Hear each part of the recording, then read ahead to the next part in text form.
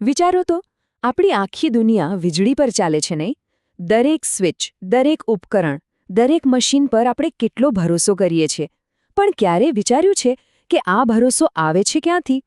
તો આજે આપણે એ જ અદૃશ્ય કવચ પાછળનું રહસ્ય ખોલવાના છીએ, જે આપણને દરરોજ સુરક્ષિત રાખે છે. અને એનું નામ છે ઇલેક્ટ્રિકલ ટાઇપ ટેસ્ટ. જુઓ, બજારમાં કોઈ પણ નવી પ્રોડક્ટ આવે ને, દેખાવમાં તો એકદમ શાનદાર હોય, ફીચર્સથી ભરપૂર હોય, પણ અસલી સવાલ તો એ છે કે શું એના પર ભરોસો કરી શકાય? ક્યારેક વીજળીમાં અચાનક વધારો ઘટાડો થાય તો એ ટકી શકશે? અને સૌથી મોટી વાત, આપણે ખાતરી કઈ રીતે કરી શકીએ કે બરાબર જરૂર પડે ત્યારે જ એ દગો નહીં દે? તો આ બધા જ સવાલોનો જવાબ એ એક જ શબ્દમાં છે: ટાઇપ ટેસ્ટ. અને હા, આ કોઈ સાદું-સૂદું ચેકઅપ નથી હો. આ તો સમજી લો કે એક અગ્નિ પરીક્ષા છે, એક એવું મેદાન છે જ્યાં દરેક નવી ડિઝાઇનને એની છેલ્લી હદ સુધી ચકાસવામાં આવે છે. ચાલો, આને એકદમ સહેલી રીતે સમજીએ.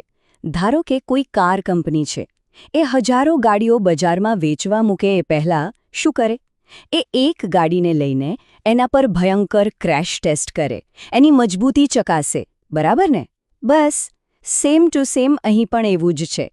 કોઈ પણ ઇલેક્ટ્રિકલ સાધનના લાખો કરોડો યુનિટ બને એ પહેલાં એના ફક્ત એક જ પ્રોટોટાઇપને પકડીને એને એટલી બધી કઠોર પરિસ્થિતિઓમાંથી પસાર કરવામાં આવે છે કે વાત ન પૂછો. અને આ બધું શા માટે? ખાલી એ ખાતરી કરવા માટે કે એની ડિઝાઇન, એમાં વપરાયેલું મટીરિયલ અને એની બનાવટ બધું જ એકદમ પરફેક્ટ અને ભરોસાપાત્ર છે. ચાલો, હવે સીધા સોર્સ પર જ નજર કરીએ કે એ શું કહે છે. જુઓ, અહીં સ્પષ્ટ લખ્યું છે કે આ ટેસ્ટ ખાલી સેફટી માટે નથી. ના, આ તો એ પણ ચેક કરે છે કે જે પણ સત્તાવાર નિયમો કે ધોરણો છે એનું પાલન થાય છે કે નહીં. એટલે કે આ એક રીતે તો ક્વોલિટીનું સર્ટિફિકેટ છે, એક ગેરંટી છે કે પ્રોડક્ટ બધા માપદંડો પર ખરી ઉતરે છે. પણ સવાલ એ છે કે આટલી બધી માથાકૂટ, આટલી કઠોર પરીક્ષા લેવા પાછળનું અસલી મિશન છે શું? આ ટેસ્ટમાં એવું તો શું ચકાસવામાં આવે છે? ચાલો, જરા ઊંડા ઉતરીએ અને આ ટેસ્ટના મુખ્ય હેતુઓને સમજીએ. જુઓ, આ ટેસ્ટના આમ તો 5 મુખ્ય મિશન છે. ચાલો, એક પછી એક જોઈએ. સૌથી પહેલું, જે ડિઝાઇન કાગળ પર બનાવી છે એ ખરેખર કામની છે કે નહીં એ પાક્કું કરવું. બીજું, એના રેટિંગ પ્રમાણે એ કામ કરે છે કે નહીં એ જોવું. એટલે કે જો કોઈ વસ્તુ 10 એમ્પિયર માટે બની હોય તો શું એ ખરેખર એટલો લોડ ઉપાડી શકે છે? ત્રીજું, એ કેટલો સ્ટ્રેસ સહન કરી શકે છે? મતલબ કે અચાનક શોક લાગે, ગરમી વધે કે કોઈ દબાણ આવે તો એ ટકી શકશે? ચોથું, જે તે નિયમોનું પાલન કરવું. અને પાંચમું, જે મારા મતે સૌથી અગત્યનું છે, જ્યારે પ્રોડક્ટ માર્કેટમાં આવી જાય પછી એની ડિઝાઇનમાં કોઈ ખામીને લીધે એ ફેલ ન થવી જોઈએ. આ પાંચેય મિશનનો જો સાર કાઢીએ ને તો બસ એક જ વાત સામે આવે છે. એ કે જ્યારે કોઈ પ્રોડક્ટ આપણા જેવા સામાન્ય લોકોના ઘરમાં પહોંચે ત્યારે એની ડિઝાઇનની ભૂલને કારણે કોઈ અકસ્માત ન થવો જોઈએ. બસ આ જ એનો છેલ્લો અને સૌથી મોટો ગોલ છે. આ જ તો પબ્લિક સેફટી અને ભરોસાનો પાયો છે. તો પછી આ ટેસ્ટ ખરેખર હોય છે કેવો?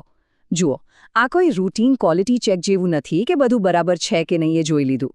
ના, આ તો એક સાચી અગ્નિ પરીક્ષા છે, જેનો એક જ હેતુ હોય છે: પ્રોટોટાઇપને એની લિમિટની પણ પાર લઈ જઈને ચકાસવાનો.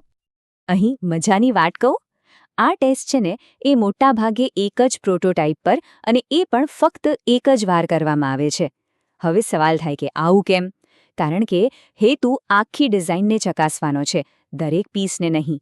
પણ હા, અહીં એક શરત છે: જો ડિઝાઇનમાં, મટીરિયલમાં કે પછી બનાવવાની પ્રોસેસમાં જરા ગમતો પણ ફેરફાર કર્યો ને તો બસ આખી પરીક્ષા ફરીથી આપવી પડે.